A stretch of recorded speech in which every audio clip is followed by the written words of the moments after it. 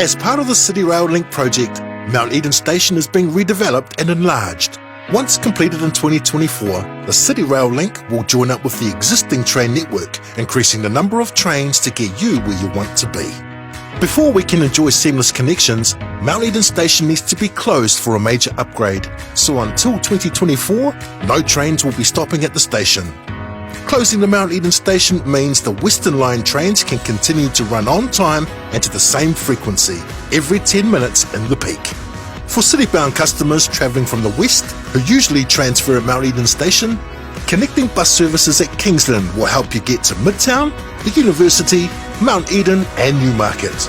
For connections that can't be made by existing bus services, the new free 64 bus route is being introduced.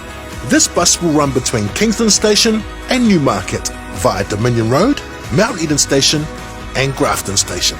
The new Mount Eden Station is going to be transformed into something amazing.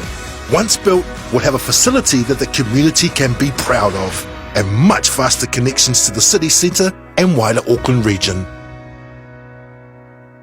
Auckland's chronic congestion problem came one giant step closer to being fixed today with the unveiling of the machine that'll dig a tunnel under the city. It's being named after a Māori trailblazer, Dame Whina Cooper, a woman who always looked to the future. Giles Dexter reports. The most vital piece in Auckland's war against congestion, the tunnel boring machine that'll create the veins of the City Rail Link. In its own way, TBM is taking Auckland and New Zealand to a better place. Brought in from China, the 910-tonne machine will dig tunnels beneath Auckland, giving the city a world-class underground railway. The TBM will be put into action in April, digging from Mount Eden Station to Aotea Station, then brought back to Mount Eden for a second run to build a twin tunnel. The tunnels will join up with those already built from Britomart. The 7-metre tall machine will travel just 32 metres every day, but in that day it'll excavate 1,500 tonnes of soil and rock.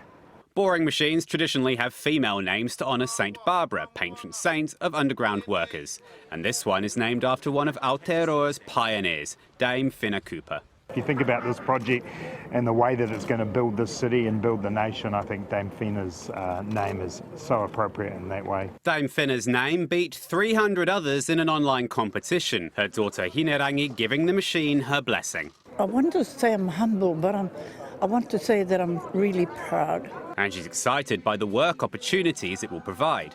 I hope that one of my mokopuna would be able to get on, and work alongside with the Dame Whina machine. This wahine tour still influencing and inspiring 26 years after her death. Giles Dexter, Newshub. I think we regard it as a privilege to be able to use the name of Dame Whina Cooper, and they equally regarded it as a fitting memorial to, the driving force that Dame Whina was as a Māori leader, one of the most important women Māori leaders in this country's history. So it worked to both advantage. Yeah, I also think that possibly a lot of people don't understand the importance for those who work on tunnelling projects of the blessing they get via St Barbara, and so the choice of the name is always a woman's name. And if you think about this project and the way that it's going to build this city and build the nation, I think Dame Whina's name is so appropriate in that way. So the other thing just to add to that is that this isn't a one-off. It's been really important for CRL that there's an extremely strong relationship with Mana Whenua from the get-go. That goes to the community engagement, it goes to how we're designing the stations, and that's a partnership that's going to endure through the project.